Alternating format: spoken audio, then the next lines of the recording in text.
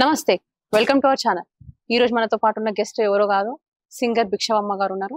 మరి అసలుకి మనం ఇప్పుడు వింటున్న వైబ్ అసలు మొత్తం ఆషాఢ బోనాల పాటల్లో మొత్తం ఆంటీదే హవా ఉంది.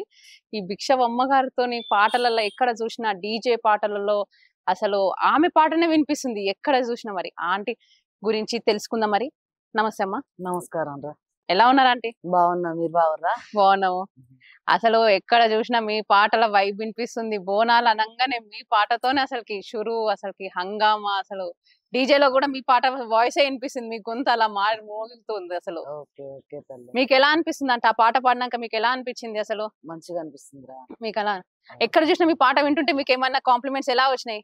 మంచిగా పాడింది, మంచిగా పాడింది, మంచిగా పాడిందని ఎవరి నోట్ల పాట బాగుంది, పాట బాగుంది బాగుంది అని అంటున్నారు.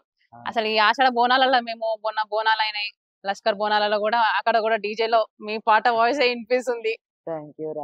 అసలు ఆ పాట పాడడానికి గల కారణం అలా దామోదర్ రెడ్డి సార్ ఇదే పాట ఫస్ట్ అంటే మీరు, లేకపోతే ముందు మీరు ఏమన్నా పాటలు పాడరా? లెగరా సాంబయ్య అది హిట్ అయిందా? చాలా హిట్ అయింది. పాటకు ఒక్కసారి మా వ్యూవర్స్ కోసం పాడి వినిపిస్తారా? 12 స్తంభాల పందిట్ల ఉయ్యాల పడుకున్న సాంబయ్య లెగరా, లెగరా సాంబయ్య లెగరా, నాయ్య లెగరా, పరమాత్మ లెగరా, ఎన్నిళ్ళు సన్నీళ్ళు ఏకము చేసినము సానమాడంగా లెగరా, లెగరా సాంబయ్య లెగరా, నాయ్య లెగరా, పరమాత్మ లెగరా, మల్లెలు మాలను నీకోసం తెచ్చినము అలంకరించంగా లెగరా, లెగరా సాంబయ్య లెగరా, నాయ్య లెగరా, పరమాత్మ లెగరా. మట్టిలో మాణిక్యం అటువంటి పాటలు పాడుతున్నారు. అసలు మట్టిలో మాణిక్యం అంటే మీరే అసలు చెప్పడం అంటే. మరి మీరు ఎక్కడి నుంచి వచ్చినారు? మీరు ఎక్కడ అసలు మీ పుట్టుకూరు? మాది నల్గొండ జిల్లా, మాడుగులపల్లి మండలం, కేశవాపురం గ్రామం. ఈ పాటలు అసలుకి మీరు మీ సొంతంగా మీరే రాస్తారా, లేకపోతే ఎవరైనా రాసి పాడుతుంటే? అమ్మ పాడుతుంటే. అంటే మీ ఫ్యామిలీ మొత్తం సింగర్లేనా? అందరు పాడతారు పాటలు, అయితే అందరు పాడతారు, అందరికి వస్తాయి. కాకపోతే బయటకు వెళ్ళడం అంటూ నేను ఎక్కదని బయటకు వెళ్ళినా గానీ పాటలు అందరు పాడతారు. అన్నయ్య గాని, తమ్ములు గాని, అమ్మ నాన్న. మీరు అక్కడ పుట్టినప్పటి అంటే చిన్నప్పటి నుంచి పాడుతున్నారా, లేకపోతే ఇప్పుడు స్టార్ట్ చేస్తారా? అన్నట్టు పాడేది కానీ బయటికి అయితే రాలేదన్నట్టు. అంటే ఫస్ట్ మీ గురించి తెలుసుకుందాం అండి. మీ ఫ్యామిలీలో ఎంతమంది? మీ ఫ్యామిలీ గురించి చెప్పండి కొంచెం. నేను 3 అన్నదమ్ములు తోడ ఒక్కదాన్ని. 3, ఒక అన్నయ్య, 2 తమ్ములు, నేను, 4 అన్నట్టు. మేము నలుగురికి పాటలు. నలుగురికి పాటలు వచ్చు. అంటే మీకు మీ అమ్మ దగ్గర నుంచి నేర్చుకున్నారా, లేకపోతే మీరు అట్లా ఓన్ గా క్రియేట్ చేసుకొని మీరే ఓన్ గా పాడతారా? అసలు అమ్మ దగ్గర నుంచే నేర్చుకున్నారు. మీ అమ్మ చిన్నప్పుడు నేర్పించిన పాట ఏదంటే దాని ఉందా? చిన్నప్పుడు నేర్పించిన పాట పాడేది. ఎక్కువ ఇష్టమైన పాట ఏది మీ అమ్మ నుంచి నేర్చుకున్న పాటలో? మా అమ్మ నుంచి నేర్చుకున్నది మంచి నీలా మరి బాయి కాడ, మారు మల్లె మరి తోట కాడ, అమ్మ ఎవరే కమ్మోరి కాంత, బంగారు బింద సేత పట్టింది, బంగారు బింద సేత పట్టింది, బామ నీళ్ళకు బయలుదేరింది, అయ్య ఎవరో ఎలమాల రాజా, బంతులేమో మరి కట్టినాడు, బంతులేమో మరి కట్టినారు, రంతులేమో మరి సాగినాయి. ఆ సాంగ్ పాడేది. అంటే అమ్మాయి చాలా ఉంటాయి కానీ ఇది కూడా పాడేది అన్నట్టు. మీరు అంటే మ్యారేజ్ అయినాక పాటలు పాడడానికి వచ్చారని అంటున్నారు. పాటలు పాడడం వల్ల వస్తున్నాను అంటున్నారు. ఇప్పుడు 10 సంవత్సరాలు అవుతుంది కోలటాలే నేర్పియడము, భజన నేర్పడం, చెక్క భజన. అంటే మీరే ఓన్ గా నేర్పిస్తారా, లేకపోతే మీరు నేర్పిస్తారా, లేకపోతే నేర్చుకున్నా వేరే మాస్టర్ ని పెట్టి మళ్ళీ ఇప్పుడు నేను నేర్పిస్తున్నా. 70 టీంలకు నేర్పించిన. 70 టీంలకు నేర్పించిన. అదే మీ ఊర్లోనే నేర్పించారా? ఊరు చుట్టుపక్కల అన్ని ఊర్లు ఎక్కడైనా చేస్తారా మీరు? ఆర్డర్స్ వస్తే అలా? ఆర్డర్స్ వస్తే ఇక్కడ కూడా వచ్చిన. ఇక్కడ ఎస్ఆర్ నగర్ శివాలయం వల్ల కూడా చేసిన. ఎస్ఆర్ నగర్ శివాలయంలో కూడా చేశారు. శివాలయంలో చేసిన, ఎస్ట్ మారేడుపల్లి చేసిన, జిల్లాడు కూడా చేసిన, మల్లాపూర్ చేసిన. ప్రోగ్రామ్ ఇక్కడికి కూడా వస్తా అన్నట్టు, కోలాట ప్రోగ్రాంలు. అంటే చెక్క భజన అంటే పాటలు మీరే పాడుకుంటే చేస్తారా? మేమే పాడాల్సిందే. మీరే పాడాల్సిందే. నేను పాడుకుంటా, నేను వేపిస్తా అన్నట్టు వాళ్ళని. మీకు ఇంత ఫేమస్ అవ్వడానికి గల అసలు కారణం మీ ఫ్యామిలీ? ఎవరు వెనకాల నుండి మీకు సపోర్ట్ ఇచ్చినారు? ఇంత మాకు సపోర్ట్ ఇంట్లో వాళ్ళు, పిల్లలు. ఎంతమంది పిల్లలు అండి మీరు? ఒక బిడ్డ, ఒక కొడుకు. మీ హస్బెండ్ సపోర్ట్ ఇస్తారా మీకు? సపోర్ట్ లేని ఏది చేయలేము. ఆయన సపోర్ట్ లేని ఏది చేయలేరు అసలు. మీరు ఇప్పుడు ఇంత ఫేమస్ అయినారు, మీకు ఏదైనా సినిమా ఇండస్ట్రీలో పాట పాడడానికి అవకాశం వచ్చాయి ఇంతవరకు? రాలే వస్తాయి కదా. రాలేవు. ఇంతవరకు ఏదైనా సినిమా ఇండస్ట్రీలో పాట పాడారా సినిమాలలో గానీ? ఒకటి పాడిచ్చిండు కానీ ఇంకా అది కాలేదు కదా. ఇంకా చాలే. ఏ సినిమాలో పాడరండి? అంటే అది కొత్త మూవీ ఏదో అన్నాడు, నాకు కూడా తెలియదు. అది పాడతారా మరి ఒక పాట? పాడొద్దు కదా తల్లి, పాడు. పాడొద్దు అది. పాడొద్దు. అది ఎవరి ద్వారా వచ్చింది అవకాశం మీకు? అది సినిమాలో చరణ్ అర్జున్ గారి ద్వారా. చరణ్ అర్జున్ గారు మ్యూజిక్ డైరెక్టర్. చరణ్ అర్జున్ గారు మ్యూజిక్ డైరెక్టర్ ద్వారా వచ్చింది మీకు. అది పని ముందు ఫలితం తర్వాత అని అంటారు. అవును. కానీ ఆ అదృష్టం మీకు వరించింది. మీకు ఎలా అనిపిస్తుంది అసలు ఆ అదృష్టం వచ్చినాక? మంచిగా అనిపిస్తుందిరా, సంతోషం అనిపిస్తుంది. పాట అంటే ప్రాణం కాబట్టి ఇట్లా అవకాశం వస్తే సంతోషంగా ఉంటది కదా. ఎక్కడ చూసినా ఇప్పుడు మీకు మంగ్లీ గారితో పాడిన పాటనే బోనాల పాట వినిపిస్తుంది. మరి మీరు మంగ్లీ గారిని ఎలా సంప్రదించారు? మరి మంగ్లీ గారు మీ దగ్గరకు వచ్చారా, మీరు మంగ్లీ గారి దగ్గరికి వెళ్ళారు? నన్ను దామోదర్ రెడ్డి సార్ పాడిపించండి అన్నట్టు. సురేష్ బొబ్బిలి కాడ రికార్డింగ్ స్టూడియోలో పాడిపించండు.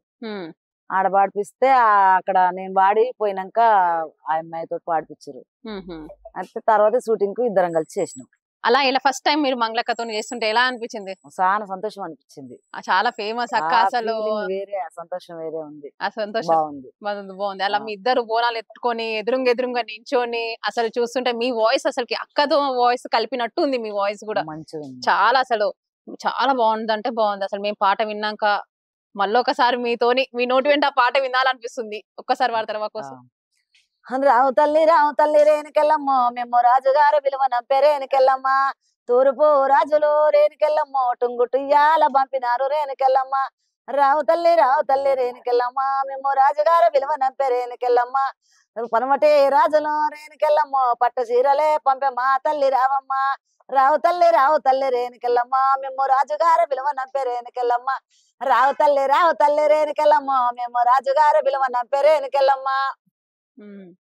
మీకు ఎలాంటి సినిమాలలో అవకాశం వస్తే బాగుండు అని అనుకుంటున్నారండి? ఎలాంటి వచ్చినా మనం పాడే పాటల అవకాశం వస్తే పాడతాం. ఎలాంటి సినిమాలు వచ్చినా. మీరు ఈ ఇండస్ట్రీని ఎంచుకోవడానికి గల కారణం ఏంది?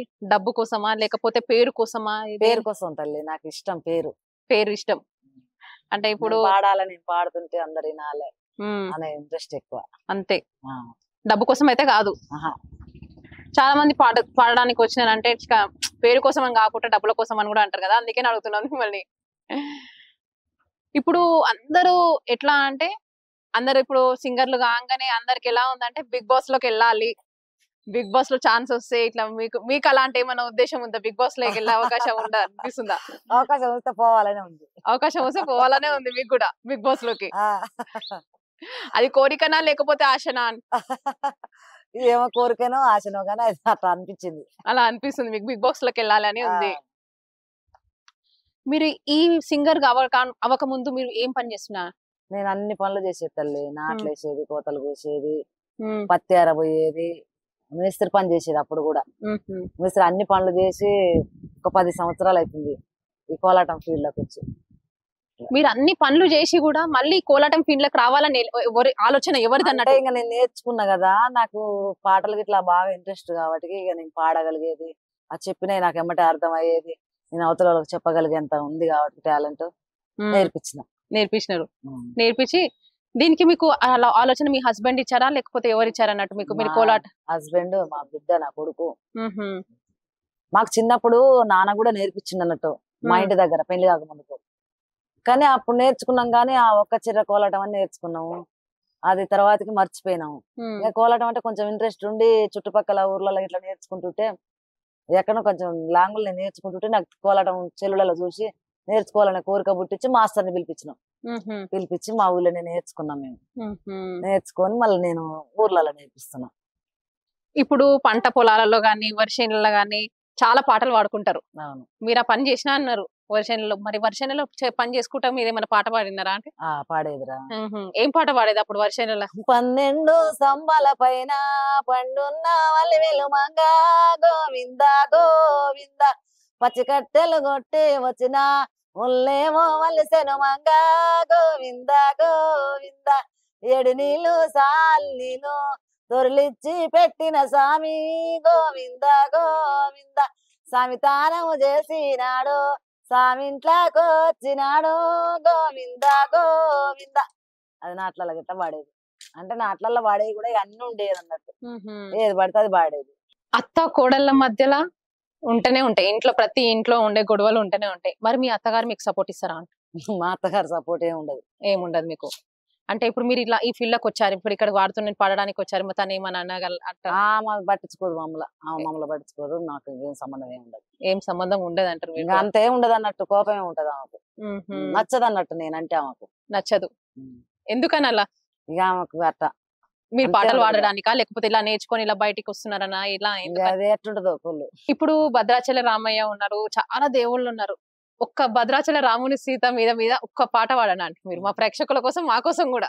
ఆంజనేయను పిలిచితే పలుకము ఎవరేమన్నర తెలుపుమయా, ఇస్తు విస్వర బ్రహ్మ ముగ్గురు వారేమన్నర తెలుపుమయా, విష్ణు విస్వర బ్రహ్మ ముగ్గురు వారేమన్నర తెలుపుమయా, ఆంజనేయను పిలిచితే పలుకవు ఎవరేమన్నర తెలుపుమయా, రామ లక్ష్మణులు భరత శతాగ్నులు వారేమన్నర తెలుపుమయా, ఆంజనేయను పిలిచితే పలుకవు ఎవరేమన్నర తెలుపుమయా, బిరుజులింగం కాయ బిల్లాలో డాలం నా సీతమ్మ, బిల్లాలో డాలం నా సీతమ్మ, భీమునికి నేనొక్క బిడ్డని కావాలే ఓ నా రామయ్య, బిడ్డని కావాలే ఓ నా రామయ్య, అర్జులింగం కాయ అద్దాల బొట్టు ఓ నా సీతమ్మ, అద్దాల బొట్టు ఓ నా సీతమ్మ, అర్జునికి నేనొక్క ఆడి బిడ్డని ఓ నా రామయ్య, ఆడి బిడ్డని ఓ నా రామయ్య.